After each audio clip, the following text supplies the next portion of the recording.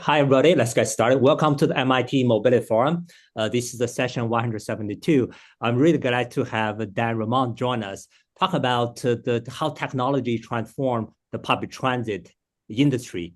We'll cover quite a bit of material, but we'll follow roughly four sections here. The first one is often public transit given an impression that is a kind of a technology laggard. But Daniel tried to define that notion to look at how do you start from a TransitTech to a public listed company. That's the first one. The second one, we'll really talk about the microtransit as a service. What's the debate in this on-demand microtransit? Can it scale up to meet the need of the growing cities? Then there's the first half. The second half, we'll move to how artificial intelligence has been transforming both the transit industry and helping the cities, but also VIA as a company, right? So really glad to have Dan join us today. Dan, do you mind introduce yourself for 60 seconds so people understand you and VIA the company? Thanks, Jimon. Thanks to the MIT Mobility Initiative for inviting me. I always love our chats. I'll do a quick intro. I'm originally from Israel. I spent the first 9 years of my career in the Israeli Air Force building avionics systems. Then moved to the US and got a PhD in neuroscience at Stanford. So I spent 5 years in California. Then came to New York and worked at a company called DE Shaw Research, where we built supercomputers to help discover new drugs. And after a stint there, I started VIA together with my co-founder, Oren Cheval, and that was almost 14 years ago now. Hard to believe. I want to say I had hair, but I'm not sure it was true, so we'll just leave it at that. Wonderful. It's so great to have you here, Dan. So let's start with the IPO story, right? I don't say many people here are city planners, transportation industry people. We know that public transit as a whole lose money, right? How do you tell the story to the investors that this is a meaningful asset class? How much education do you have to do? Many of them may not even have ride a bus ever, haven't have a mental model of, oh, cities can be my customer, right? How do you educate and inform them? It's a great question. I think it has been one of the challenges for us and for other companies in the space. I think typically investors, both private and public market investors, are not really used to seeing companies selling into local government in particular, and certainly into transit agencies. Not that there aren't examples of companies that have scaled, but they're very few. And the sale is, and probably for good reason, the sale is very challenging. The customers tend to have very specific requirements, so it's hard to build a single software stack, a single product that can apply across a large number of customers. So there is a fair bit of education that needs to be done for investors to sort of recognize that this is a real opportunity. And I think while certainly public transit around the world is typically subsidized, so it itself is not a profitable business with few exceptions. There are huge budgets that are being spent on this business. Same could be said of education, healthcare, and so forth. For the most part, when it comes to government spend, so there is a really huge market to go after. But especially the local government element, you're selling to municipalities, to transit authorities. That is unusual for investors to see. So they don't have a lot of pattern recognition, which of course they rely on, is very important to them. So helping them understand the dynamic is very helpful. Yeah, on that actually, you are doing a service to the whole community because the many type of service like this. I'm glad that you're one of the first to really inform the financial industry about the city's transportation as a demand on this, right? Yeah. So can you share with the investor what are the positive aspect of investing in VIA, having the transit agency cities as a client? I actually think while there's a difficult market to enter, it's certainly a very exciting and very interesting market with a huge opportunity. One key characteristic of the customers that we see is that yes, it's hard to get in, but once you're in, these are extremely loyal customers who are very sticky, investor sort of parlance, and you can achieve very high rates of retention, which is extremely important. The cost of the sales and marketing effort to enter these markets is relatively low. You don't have to spend a lot of money. It may take time, but you don't have to spend a lot of money to do that.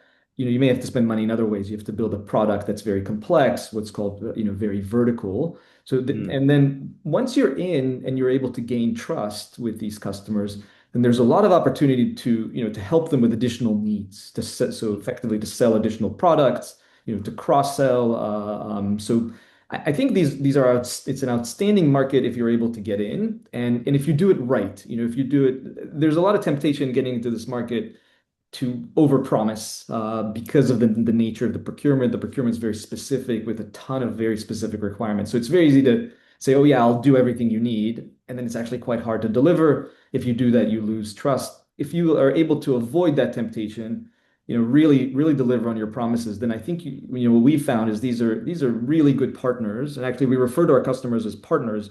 We believe we're solving a problem together. And once you Right. have that, you have the opportunity to retain them over the long term and of course to grow within the customer. So as a business, those are very appealing characteristics.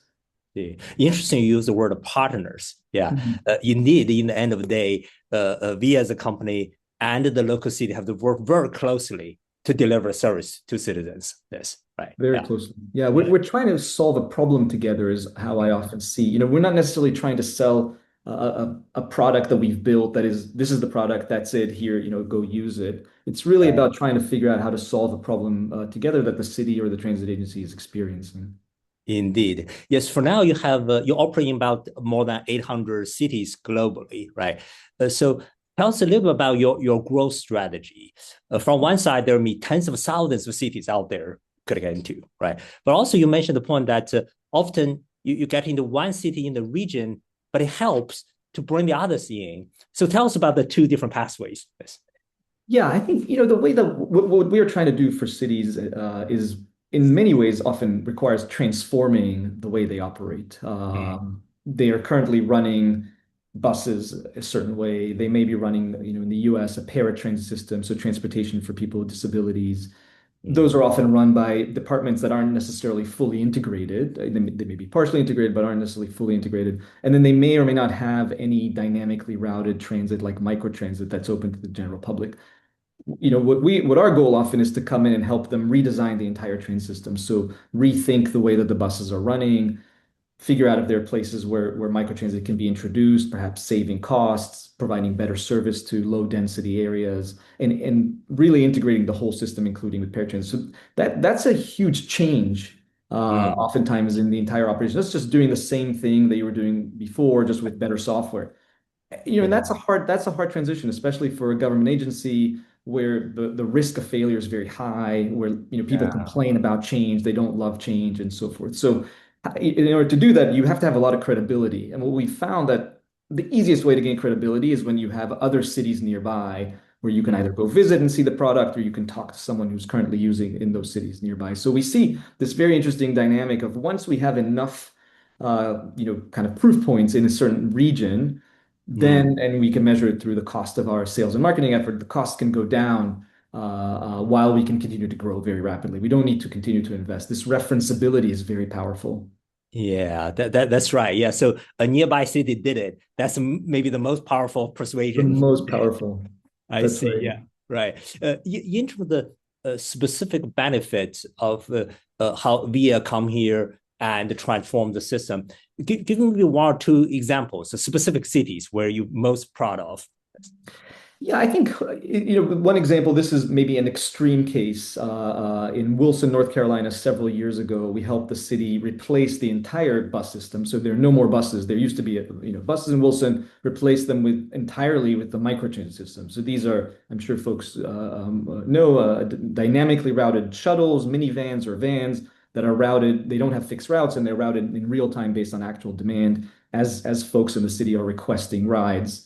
These vans change their routes to go pick up people. And that is now the public transportation system of Wilson entirely. And that has helped us increase ridership. So with the same budget that Wilson was previously devoting to public transportation, we've been able to increase ridership very meaningfully by more than two times for Wow. the same budget. So that's I think an outstanding result that shows the power. Now, that's not right for every city. Wilson is a relatively small city, about Mm, 50,000 residents, relatively sparsely sort of built out, not very Yeah. dense, relatively rural. If you look at a city like Sioux Falls, South Dakota, where there's a very different dynamic, a city of 200,000 residents, 300,000 people in the metro area, there's definitely a need for some buses. It would be a mistake to replace all the buses with microtransit. There are enough corridors where there's enough density of demand where you really want to continue to run larger buses on fixed routes. But what we Mhm. saw was that we were able to add microtransit across the entire city.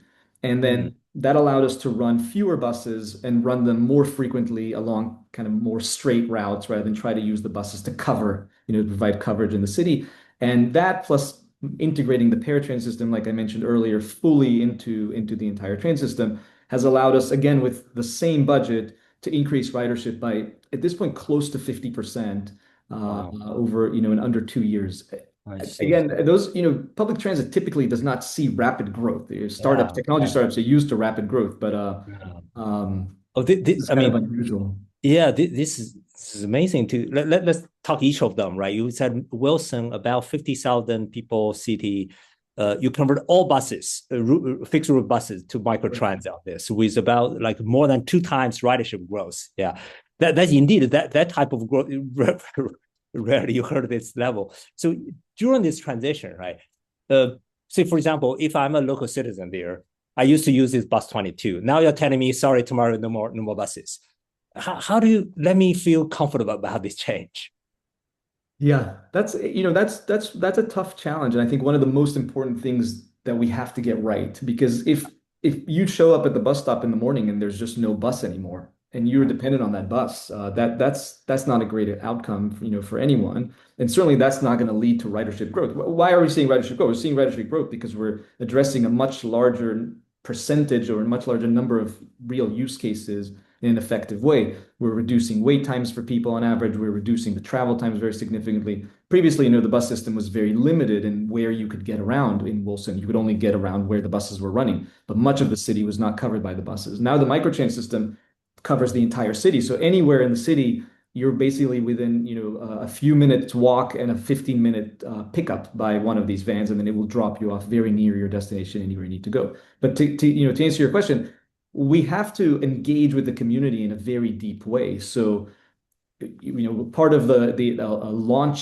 launching a system like this is getting out of the community physically, meeting with people, going to the places where people are meeting, who take the buses, senior Mm, centers, care facilities, and so forth, and any other community centers where we can get together with people, and of course, advertising, using digital media, every sort of channel that we have access to in order to get the word out. And a lot of times the city is helpful to us. They're yeah, also publicizing this and so forth. But getting that messaging right, yeah, engaging with the community, talking to stakeholders, hearing feedback from community leaders, adjusting as needed, and making sure everybody knows how to use the system is very yeah. important. And I'll say one last thing, the system has to be accessible. So yes, the Right. vast majority of people have cell phone, smartphones, and they can use an app, but some Mm, don't. And so we have to provide a call center where if you want to get picked up by wow. one of these vans, you have to be able to call in.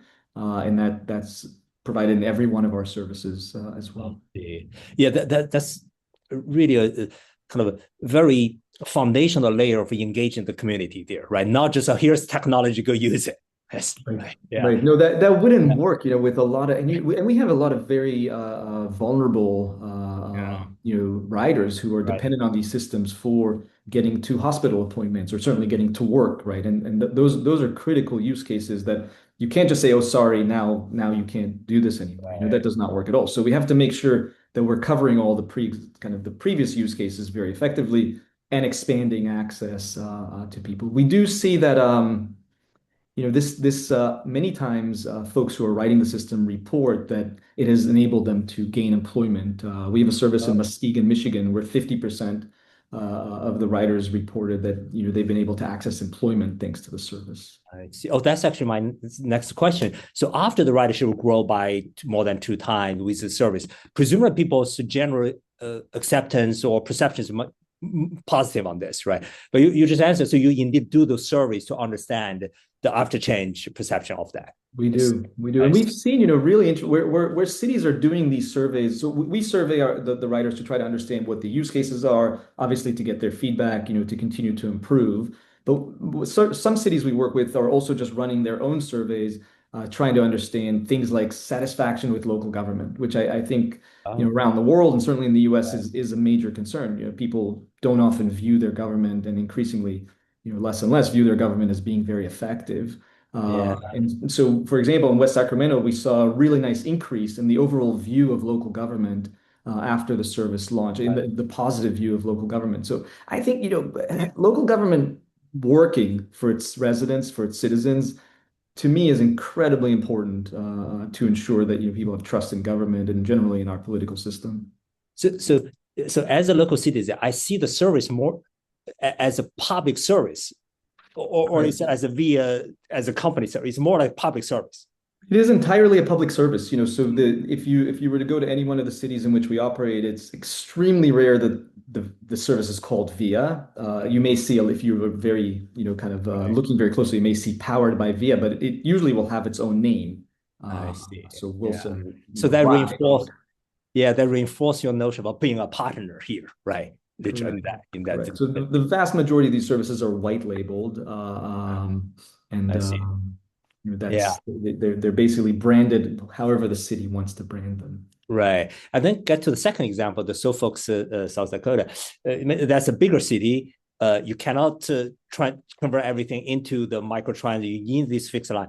This is actually a major kind of academic research is where's the threshold you need to this fixed route, fixed schedule way and facilitate with the microtransit on that.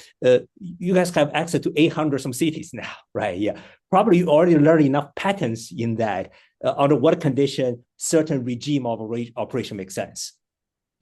That's right. So we actually invested a lot of time into this type of analysis so that when we are partnering with a city, we can leverage the data that we've collected from all over the world, and if any data that is available from that specific city, of course, to simulate, and we're increasingly using AI, which I know we're going to talk about a bit later, to essentially come up with the optimal transit system for that city. So, and Yeah. for very small cities that are very sparse, often it may be just microtransit. But for most cities in the world, it's some combination of fixed route transit and dynamically routed transit. Right. And we're trying to find exactly the right balance. So how many bus routes do you need? Where should they run? How frequently should they run? How should that change throughout the day and day to day? Of course, weekend may not be the same as a weekday. And then how do you complement that with microtransit? What are the rules of the microtransit system? We typically don't want people to travel long distances on microtransit. That's not very effective. So we want them to Mm. use the microtransit system very locally and then also connect to the buses when they need to travel longer distances. So we'll bring them to the bus. Those are sort of the first last mile type of use cases. But for that to work, the buses have to run frequently enough. So if you tell someone, I'm going to take you in a microtransit to a bus, but the bus is Yeah. running once an hour, that's Right. very tough. So you need to build that system very holistically. And then, like I said, again, you have people who are dependent on the system for their, if they have just certain disabilities or medical needs, like the paratransit riders in the US. You need to make sure that that's fully integrated, the system is fully accessible, and we're serving that use case extremely well, but also leveraging the fact that we now have microtransit and these dynamic Yeah. connections to run on the paratransit system much more efficiently. I Um, see. Yeah. Indeed, this uh, the hybrid model of the fixed route with microtransit require both the kind of technical know-how, more sophisticated optimization system, but also again partnership with the city, let the people understand why right. I enjoy the fixed route part and you don't. You see, there's a lot of variation in that part, right? That also leads to another, in the high-tech company relationship with cities, they are not always so warm and healthy on this, right? For example, Uber and Lyft experience a lot of difficulty of seen as a hostile relation between the city sector, right? But Via construct a very different model there, right? Broadly seen as warm, collaborative. It is you from day one you recognize this, want to build it, or you gradually learn the importance. What's your learning path? No, thanks for saying that, Jinwei. But it really has been from day one our approach that like I said, we call our customers partners, that we are there to help solve a problem and work very collaboratively. We're not trying to replace anything that the city is currently doing or compete with the city, I should say, in any way. We're really trying to just enhance the way that the city or the transit agency is operating. I'll give an example. Of course, Via, for folks who know, started with microtransit. That is our core business.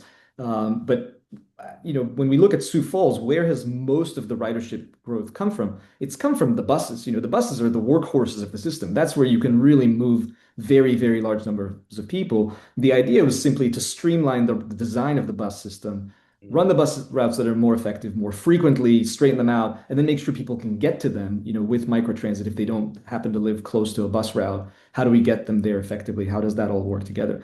That is a very collaborative process that we undertook together with the city, again, with the community. We spent months engaging with riders, with local community stakeholders. It's very much in the DNA of how we approach the problem and how we're trying to partner with these communities. Very nice. Yeah. So for the third example, Arlington, Texas, we'll postpone for a little bit. I see Alicia Winkle-Blatt is here. Maybe give her 10 minutes. We get back to the third example. Yes, right. Perfect. Yeah. So for the next 10 minutes also, let's discuss a little bit on the important part of the artificial intelligence impact here, right? I mean, all companies talking about it, right? But for now, I want to have probably three different aspects. First one is in terms of how via providing service on public transit or microtransit, in terms of this particular product and service, how AI is helping. So the first aspect. The second aspect is I noticed that VIA's expansion beyond the mobility through the VIA AI lab, right? So what's that? And the third part is how does AI is shaping VIA as a company, your internal application of that, right? So let's start from the first one, AI's help towards VIA providing service to transit, etc. Tell us what's the biggest changes so far on this? Yeah, I think there are a few areas, people talk about AI a lot, right. Obviously, and I think there's a lot of use of it in sort of non-specific, very jargony ways. So maybe I'll try to kind of provide some concrete examples of where we're really seeing AI have an impact. So one I mentioned a little earlier, one of the key things we're trying to do when we're partnering with the city is help design the optimal transit network. And that's actually a hard problem. As you've said, there's a lot of academic research on where do you stop using fixed route and start using, demand response systems and so forth. And where should you be drawing the bus routes? How that, given a limited budget, certain public policy priorities, who within the city, who are you trying to support? What are your core use cases and so forth? How do you design that train system to be the optimal system? And that's an area where we've seen AI be extremely powerful, by using all the data that we've collected. So that's a product that we have been working on and are starting to use and provide to our customers, to our partners. A second one I mentioned, we have call centers. So this is an obvious one. I think if you're anyone who's used a call center service recently, probably ran into an AI agent that took their, kind of tried to take their reservation at a restaurant or do whatever. So we've obviously seen that that's been very effective. So certainly for paratransit riders, and then just in general in our microtransit services, where people call in to make reservations, to cancel rides, and so forth, the ability to use AI to respond is very powerful, and these agents work very well. I think maybe on top of that, I'll give a third example. There's a lot of work that agents are doing in real, that not AI agents, that operators are doing in real time in managing the transit system. Dispatchers are, reservation agents are constantly taking reservations, we just discussed. Dispatchers are following the system and making adjustments in real time based on disruptions and other things that are happening in the system. There are folks who sit, on the operations side trying to analyze the system and understand performance, where are things working and where are they not working. And I think you can help folks in one obvious way is to use AI to give insights. So you can have sort of different support to as folks are doing this work. AI can help them find where they need to turn their attention to, maybe help them analyze the data more efficiently and so forth. And I think that's interesting, but the real transformation is when you're able to build an intelligent agent that can do a lot of that work for the person who's otherwise sitting there all day running the system. And when that agent can then leverage data and intelligence, if you will, from all the hundreds of cities that we've been operating in, and not just the specific situation that they're currently facing. So I think that's a really interesting opportunity. So we're starting to change a lot of our interfaces, a lot of the way the software Right. looks, to be much more agentic and allow kind of a very different interaction with the software. And maybe I'll Right. mention one other thing, which is the core algorithm where we're matching passenger in real time, for microtransit, matching passengers Yeah. with vehicles is obviously the core driver of efficiency for our microtransit system. We've seen some really nice opportunities with the more modern AI system, AI capabilities to improve efficiency of those Right. systems too. Yeah, you mentioned the other day the difference between a sprinkler AI dust everywhere versus this the core transformative approach on that, right? Yeah, That's right. yeah. So the latter one is, I mean, we got the along the whole chain from like strategic planning, network scheduling, control, etc. Somehow we designed the controller. Hmm. The life of controller is designed to be miserable. So you're under pressure all the time. Yes. You have limited information, but you have offer response right away almost. This, yeah. So if AI with a true intelligence can facilitate, that would be a massive contribution in that, right? I Yeah, think so. I think, as a dispatcher, if you're sitting in front of the screen and yeah, you have some number of vehicles that are driving around, some are driving fixed routes, some are dynamic, some are very high priority because you're supporting the paratransit riders. Others are high priority, but maybe, it's just a general public transit, microtransit use case. And things happen. Vehicles break down, passengers don't show up or they're late, drivers don't show up, they take the wrong route, traffic disruptions. Lots of things are happening to you in real time. And you're trying to, what the software today does is it shows you everything and then allows you to take actions. And in many cases, the algorithm can run in the background and try to save trips, move trips around and so forth. But, you can imagine that with a very intelligent, folks who've played with AI recently have tried to use it. These agents are quite powerful. So you can imagine the agent actually doing all this. If a right, driver is late, you can call the driver and say, "Hey, where are you?" Try to, and then all the dispatcher needs to see is just a summary of what's happening and where they and as a human need to intervene. And they're right. getting a ton more support. They don't necessarily need to watch all the vehicles anymore because the AI Yeah. agent is sort of doing a lot of that in the background. So I think there's a really interesting vision there that's pretty cool. That's right. For this digital support from being just a assistant to the one actually do the work, while the Right. human controller become a supervisor or a director of this agent system there. Right. Yeah. And so you see, this is just happening at this stage. You know. Yeah, yeah. These are sort of very new capabilities that I think are really enabled by the advances that we saw towards the end of last year. I think the models that came out in November, November, December of last year are Yeah. really, quite a bit more powerful and Yeah. they're enabling this type of work to be sufficiently reliable that you can transition to the human dispatcher just being a supervisor, as you called it. Indeed, yeah. One of our students actually working with this Chicago Transit Authority, Hmm. really sit there in the control room, right, to observe. One thing, actually, CTA really appreciate MIT doing is actually for many of the senior controllers, right, they are getting to their retirement age. There's so much experience in the brain, they didn't write it down. This when they retire, all this knowledge will lost. This right. So this stage, our research team tried to work with the senior controller to capture this knowledge, so that we can train the new generation of the staff member of this. Very cool. Yeah, cool. So that's the first aspect. And the second part is this via AI lab try to say there is service from the city that's beyond transportation, right? There are many other domains of cities that you could also help. Tell us some examples of that. Why you think of this going beyond transportation? Yeah, it's a VIA Labs is an initiative we launched a few months ago that I think is, from my perspective, is extremely exciting. And the idea is, can we as VIA leverage the fact that we've got these great relationships with cities and transit agencies, with local government, that we've built this trust over more than a decade, and understand a lot of what, the challenges that they face. Can we try to help them in using technology in areas that extend beyond public transportation, beyond transit? And I think historically we would always get these questions, what else can you, either from the cities or the transit, how else can you help us? Or from investors saying, what else can you do as a company since you're already in there? And our feeling has always been that our customers require very, very specific solutions, has been our experience. And usually they do things a certain way that they've developed over many years.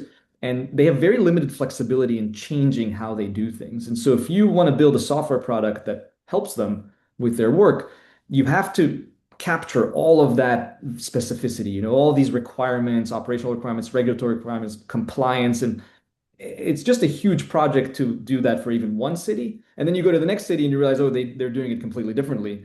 And I have to adapt my product quite a bit. And so it is an enormous investment to build a product that can work across many cities because of all these specific requirements. So Right. it always seemed like yeah, sure, we could go into another area, but the investment in software would require, dozens of engineers, hundreds of engineers, probably over many years to build a real product.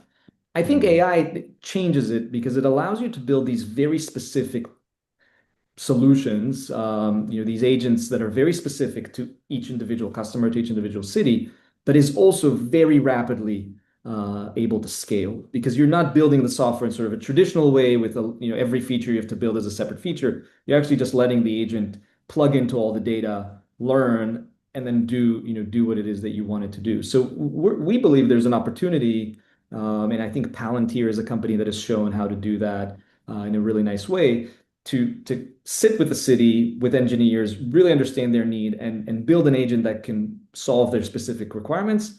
But that agent is also transferable, extendable to other cities very rapidly. And so we've been right. asking ourselves, what else can we do with this agent approach to help cities in other areas that go beyond transit? And I think there's a lot of opportunities, there's a lot of need from cities, and frankly, because of what we discussed at the beginning of the call, that this is Yeah. a market that not a lot of tech companies have really tried to Right. address. I think there's a major gap. Unfortunately, very few tech companies are helping municipal Right. governments.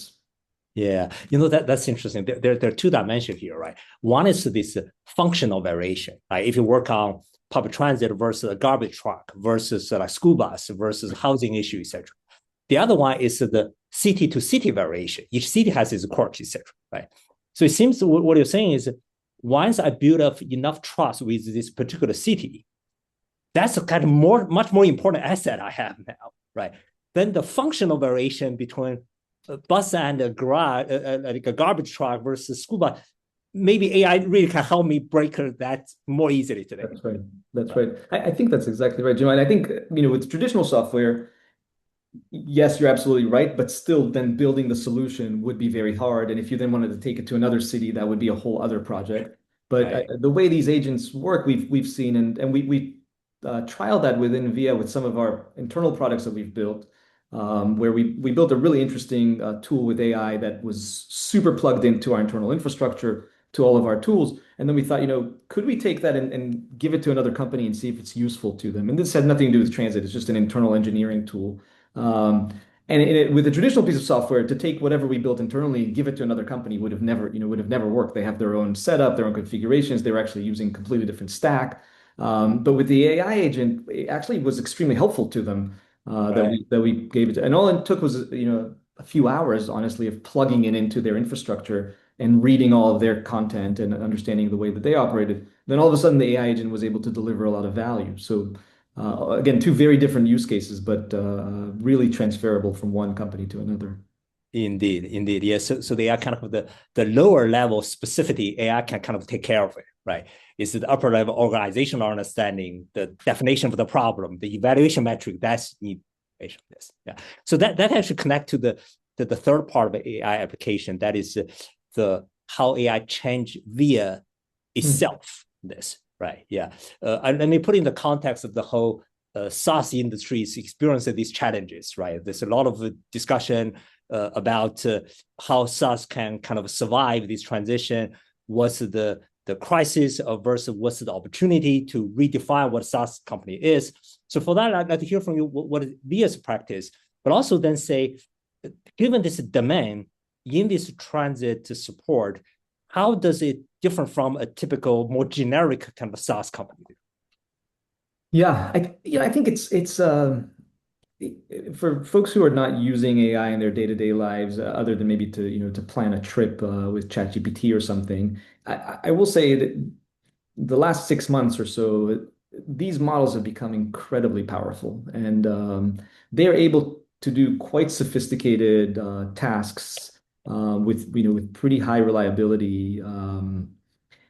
It's maybe I'm telling folks things that everybody knows, but these are really impressive capabilities. So, an obvious one is engineering, where we've engineers who truly adopt these capabilities are able to scale their productivity in immense ways. So we're obviously trying to support and encourage and train and make sure that all of our engineers are using these capabilities very, very rapidly. And the transition is that if as an engineer you used to go to an editor and write code, um, today you're just kind of conversing with prompting an agent to write the code. And then if you used to, after you wrote the code, maybe you or someone else, or ideally also someone else, reviewed your code to make sure did the code review. Today you can prompt an agent to do QA the code agent to review, do that. right? And Yeah, if you had some other team, maybe a QA team, your quality assurance team, or someone write the tests or test your code to make sure that it worked the way that you expected it. Today, you just take the test plan that's written in natural language and you feed it into the AI agent, and it writes all the tests and writes all the code. So you don't need to look at it's quite possible to never look at the code at all. A little bit like, if you're writing in C++ and you compiled it into assembly, you would never look at the assembly. That wouldn't be something that you would do. So the code is becoming an artifact of yeah, some kind that you don't necessarily need to look at all. And that's a huge, for engineers who are able to wrap their minds around this and adopt it in sort of a real way, it's a complete transformation of how they work. And it allows to really increase efficiency. So a little bit like what you said, Jim, about the dispatcher becoming a supervisor of dispatchers who are AI yeah, dispatchers. You can have an engineer essentially become an engineering manager who's managing a bunch of these AI agents. So that's internally for us a huge transformation. And we're seeing the results in the velocity of the product that we're able to deliver. Some companies have talked about reducing their workforce, reducing headcount as a result, kind of capturing those savings in dollars. We feel we have so much to build for even within the transit use case, but also what I was discussing about via AI labs and building these completely new capabilities, that we're just trying to take this efficiency and move it to other areas that we can then invest in and build more capabilities. That's on the engineering side. And then I think you're seeing similar capabilities across every part of the business, whether it's on the finance team, the way we respond to a lot of public procurements, to a lot of RFPs. So, that is a very tedious, involved, very formal and structured process that we're finding that AI is able to also help us. Now, you do need human supervision of that. I think if you just let an AI, we've tried that, right? The whole RFP response, that's usually not a good outcome. We are able to realize significant efficiencies across the company, and I think it's just the beginning. So we will see how that continues to evolve. Companies that don't do that, that don't do this, I think organizations that don't do this, frankly, I think are going to be, quite rapidly left behind. And that's part of what's behind this VII Labs initiative is we would like to help cities do this, cities and transit agencies, local government agencies, and I'm not sure that otherwise they're particularly well positioned to benefit from these advances. And historically, they've been left behind by tech. So I think it's an opportunity to do that. I'm happy to talk a little bit about SaaS yeah. companies in general, Yeah, but but yeah, no, I I'll think stop here. there's that deserves a kind of another whole session to really talk about this, right? So for the moment, let me invite Alicia to join the discussion here. Hi, Alicia. Thank you for joining us. Hi, Hi, Alicia. absolutely. Nice to Yeah. So, yeah, let me just introduce myself and talk a little bit about our experience in Arlington, Texas. I'm Alicia Winkle-Bleck. I'm the Director of Transportation for the city of Arlington, Texas. We are located in between Dallas and Fort Worth, right near DFW International Airport. We are a city of about 400,000 people, 99 square miles. And historically, we have never had a public transit system pre our partnership with VIA. So we partnered with VIA back in 2017 to start bringing a form of public transit into our city. There was a lot of stigma and a lot of history associated with traditional transit systems like bus systems for Arlington. We're also a very suburban spread out community. We had a study or two done telling us that, you know what, you are not built for a traditional bus or rail. You're too spread out. It doesn't make sense. It's not cost effective. and the trip links are too long. It's not the best use of your resources. And as a city, we had been working with our leaders and some stakeholders to develop kind of a transportation framework and vision for the city. And the things that were important to the city were cost effectiveness, using technology, being innovative, being nimble, being dynamic, being able to respond to demands that may or may not be the same day to day, week to week, year to year. So when we started when we started looking at the idea of using microtransit, and ultimately hired VIA, it really was a perfect fit for what we were looking for. And I know earlier you guys were talking about, it kind of being a low risk option. It really was for us. There's no infrastructure you're putting in. So there's no hard cost that you've got to be committed to in the beginning. We also started very small. We piloted the service. So it was really, almost risk-free. We started small. We saw almost immediate interest and growth in the service area. And then we kind of slowly expanded a little bit more until ultimately we started in 2017, and by 2020 we had gone citywide, all 99 square miles. So it's been a really great experience for us. I think I've heard the word partnership and I've heard the word trust several times as I've been listening over the last little bit, and both of those are true for us. I think the trust component was really important, and as we kind of started out slowly and built success over time together, we built a lot of trust in VIA, and I think hopefully VIA built a lot of trust in us. And it really does. I love that VIA uses the term partnership because that's what it feels like to us. It almost kind of feels like an extension of our city staff in the way we coordinate with VIA and run our transit system here in Arlington. So much so that we, in 2023, took a big leap and also moved our city paratransit service software over to the VIA software. So for our on-demand transit citywide, we're using VIA as a turnkey operation. They're doing everything from the software, vehicles, drivers, customer service. For our paratransit, they're doing the SaaS component. And that was a big change for us. Sensitive population, had to be very careful, very strategic about the way we did that. Had some growing pains, as you do with any software change, especially with that type of population, but we've really come out on the other side with, I think, a really strong system. And so now we've got a streamlined system of services for our residents, depending on whatever their need is. So I'll stop there. And if you have any questions or want me to expand on anything, I'm happy to. Wonderful. So, Alicia, maybe give us the story from the beginning, right? So what lead Arlington to think about this microtransit as a solution to a region where you just never had anything on public transit? And then once you had a thought, what brings VIA and you together to really become this partnership?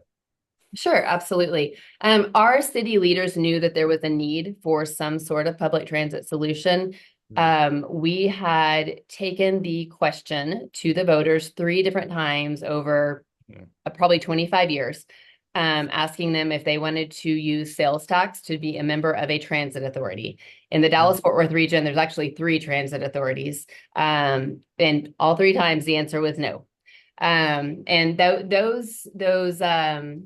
those elections were based on primarily bus systems with maybe a little bit of rail. But community is changing, time is changing, and leaders felt like there was more support for transit and there was absolutely a need and a demand for transit. So they asked the question again, but instead of going straight to the voters, we started with a stakeholder committee. We spent a year with key stakeholders developing a framework for the city, and we brought in experts, everything from traditional public transit providers to, I think we talked to Uber and Lyft at that time, to the regional planning agency, to some consulting agencies. And that group came together and developed a framework that was specific in what it wanted, in that it wanted cost-effective, flexible, nimble, innovative, but not as specific in terms of technology. They were trying to create a framework that could change with times. So as new technologies became available, we didn't want to be shoehorned into something that we had written down because that's all we knew about at the time. So I think that was the first step that was a success for us, kind of heading us on this pathway. Ultimately, we think that transportation and mobility needs to be a layered solution.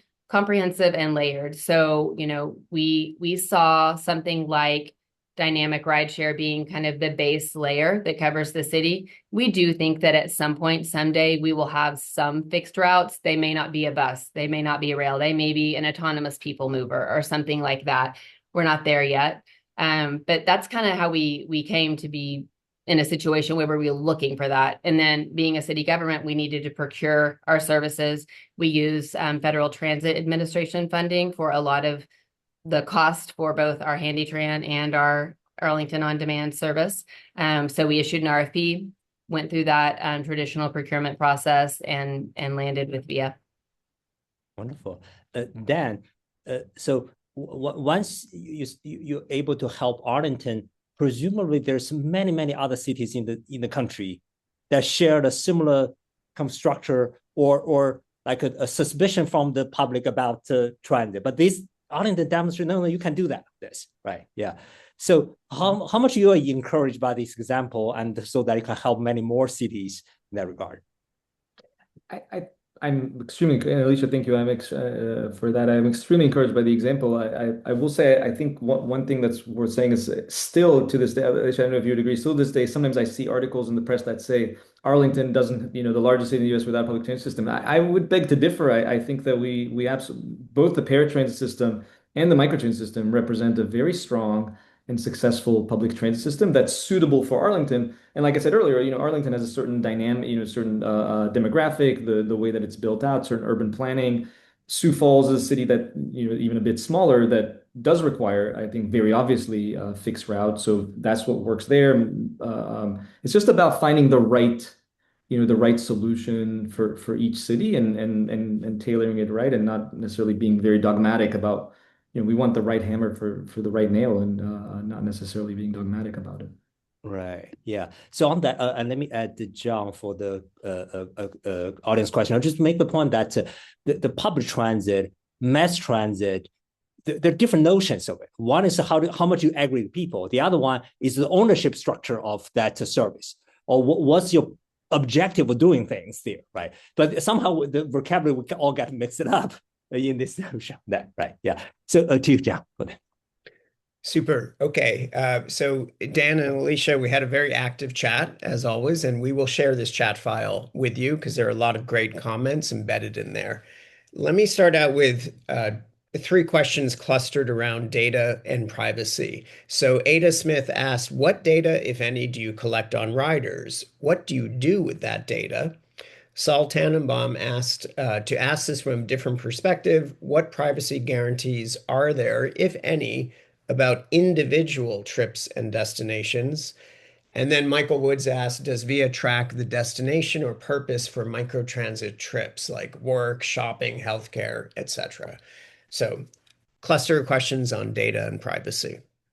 Yeah, I think this is a really important topic, data and privacy. Obviously, as just a natural part of this service that we run, we are collecting data about people. We have their whatever name they put into the system. We don't necessarily verify it, but we have if they're paying by credit card, we have their credit card information. Then we have their origin, destination, and so forth, and all the trips that they take. That's the way that we can deliver the service. So that information is needed. Our perspective is that we have a huge responsibility to manage that data in the right way. So one, the data is owned by the city.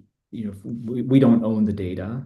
We only use it internally in an aggregated way to improve our services, improve our algorithms, based on our agreement with the users and the cities. But the data is owned by the city. And then, of course, we have an enormous, again, responsibility to safeguard that data, and safeguard the privacy and so forth. We operate in the US, we operate in Europe under, subject to all the GDPR rules. We operate in California, subject to their privacy rules. And so we try to invest very heavily in security and privacy and making sure that we are complying with all of those regulations and so forth. And like I said, we only use the data in an aggregated fashion to improve our services, to build those sort of general simulations that I described earlier, and to drive better results for our partners, which eventually I think translates into taxpayer savings, because we have better services that are funded by taxpayers. So that's how I. Super. Super. Okay. Two questions around occupancy. So Sanjeev Nanda asked, in my view, the most important metric is passenger miles traveled divided by vehicle miles traveled. I believe it would change the conversation if we could demonstrate that microtransit beats Uber and Lyft on this metric. Any comments? And then a similar follow-up question from Robin Chase. Does microtransit ever really have more than one party in the bus at any given time? What percentage of trips? So I imagine it varies across cities, but I'm curious if the ride sharing part of it ever really happens. Yeah, I mean, of course it does, that, and it's absolutely critical, right? So I think that's the difference, Jim. Also, what I would say about this being mass transit, I do believe that microtransit is a form of mass transit. I would not try with public subsidy. I mean, we did this as a private service, but I would not try to run a publicly kind of funded microtransit service in Manhattan, which is, I think there between the subway and the bus, you have an outstanding solution already, and the cost per passenger trip that you would incur wouldn't really make sense. But there are many parts of, especially this country, where trying to serve certain, areas that are very sparse with a bus would be exceptionally expensive and inefficient and unreliable. The bus would come by very infrequently. It would be very far from most people who live there, and it just wouldn't be a solution that would work. And if you looked at that cost per trip, that would be much, much higher, multiples higher than if you tried to serve that same area with microtransit. So the idea is to simply say, well, one, do we believe, I think Alicia touched on this very clear, do we believe we should provide public transit in this area? And I think that's a policy question for the policy, for the decision makers to say, we think that using some of our taxpayer money to provide public transit in this area versus other services we could provide is a good decision. Okay. Once you've made that decision that you believe that you should provide public transit, which, by the way, I think you should. I think the American Public Transit Association argues that for every dollar you invest in public transit, you get back $5 or $6, whatever in economic benefits. So I'm personally a huge fan of public transit, but it is a policymaker decision. Once you've decided that, then I think you just need to look, and I know there are a lot of emotions around this. I'm not quite sure why this is an emotional topic. The data is very clear. Either the right way to serve the areas with a bus, or the right way to serve the areas with microtransit, or some combination of those, in some way that they interact most efficiently. And you just want to do it at the lowest cost per passenger for the region that you're trying to serve. Again, Manhattan would be subways. Most other places should not get rail in the US, frankly, that, rail, they're not dense enough. They may be able to use buses, and then others should use microtransit. And that's sort of just a very, to me, very rational way of approaching the problem. What's the lowest cost per ride to serve the region that you have decided to serve with public transit? And then specifically, how many people are typically in the vehicle? Of course, it varies. But if you end up with one person in the vehicle at any one time, you're just chaining trips, that's a taxi. That's not very interesting. Of course, what we're trying to do is make sure that in the vehicle there are multiple passengers at any point of time. It's not going to be 10, but to have 2, 3, 4 passengers in the vehicle at any one point in time, that's a great outcome from a microtransit perspective. A series of questions around the business model and maybe future opportunities. And let me maybe actually just start out with a question for Alicia. Nobody would expect that the New York City Transit Authority would build the rolling stock. Nobody would expect that Delta Airlines would build Delta airplanes. So we have this concept for kind of transportation equipment and vehicles that is really something that's outsourced to private companies.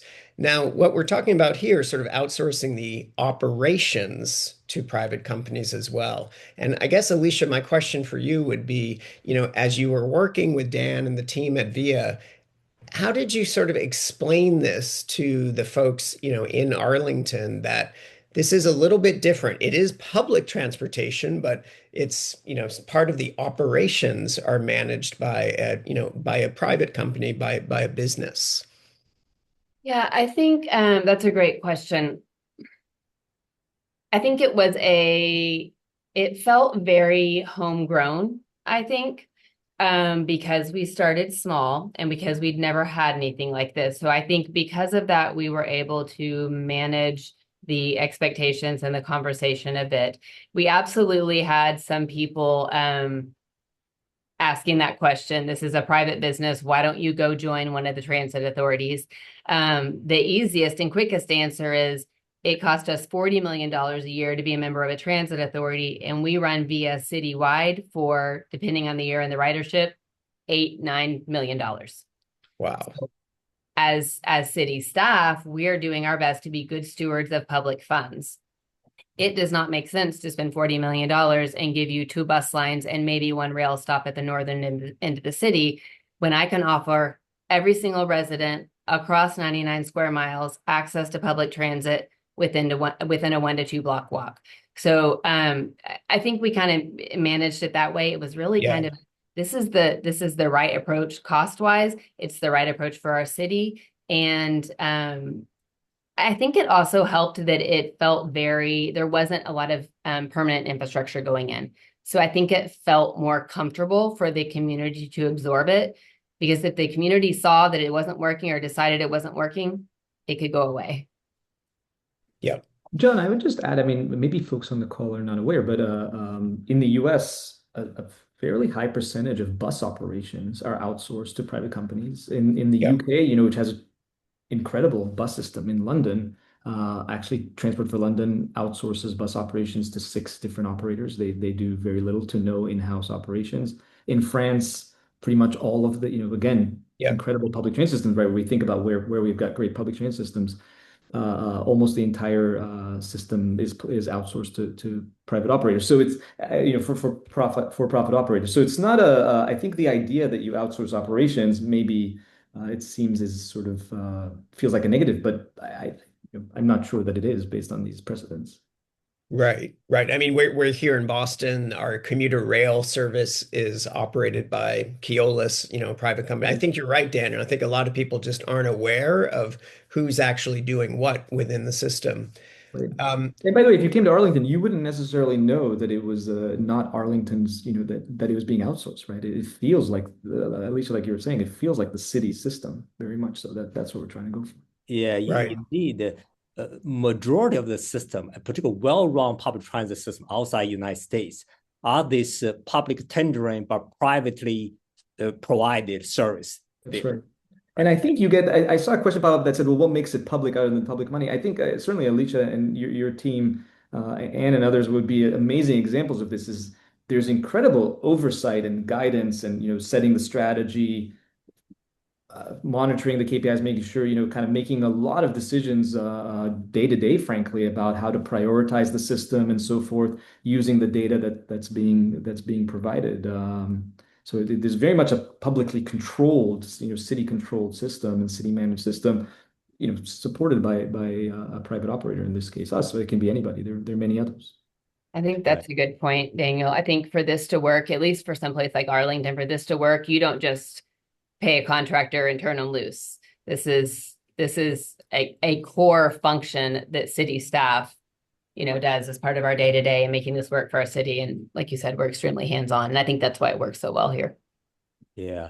On that, actually, MIT did quite a bit of study on how do you construct this public-private partnership, and specifically how to write the contract so that the government, the public authority can hold the private sector accountable, at the same time cultivate a healthy industry so that people can actually participate and continue to provide the service, right? It's a while too. I just want to share one thing that the audience asks a question. Actually, literally write a question article on this, measuring the right thing about this total passenger miles divided by total vehicle mile.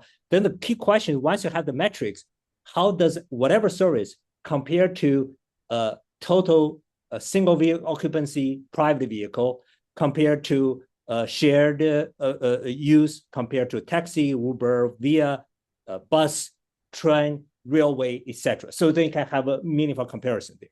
The second thing is, how does this P2V ratio as a function of the density each city actually encounters? So what's a meaningful metric for that, right?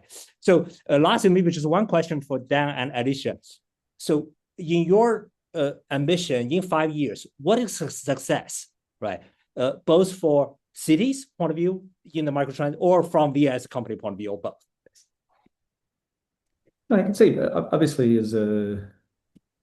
our goal is to continue to grow and support as many cities and transit agencies around the world and now with VIA Labs, also hopefully cities in other areas, in what they are doing to provide more efficient, more effective, higher quality service to their residents.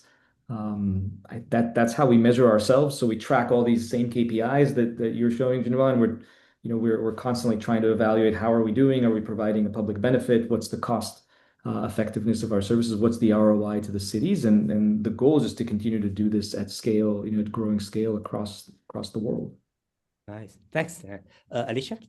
Yeah, I think our goal is to continue to innovate. That's one of the things that we've really enjoyed since we started with microtransit is we feel like we constantly have the opportunity to kind of look at the metrics and hone and improve and try different things. We've also been able to pilot some different things with VIA over the years. Some have worked, some haven't, but we love that. Like try something new, fail fast, and move to the next thing, or it works. So I think we're going to continue to look for innovation and then look for ways to integrate things. Like we're working on eVTOLs and putting in vertiports. So how can we start to integrate, again, the layered system? How do we make sure that our rideshare system is integrated in with, some kind of air taxi system and that kind of thing. So, and then, obviously we're always just trying to make sure that we have the service available, high quality service available for those that need it. Wonderful. This is great conversation, Dan, Alicia. Thank you for joining us. Everybody, please join me. Thank our panel, Dan and Alicia, for the conversation today.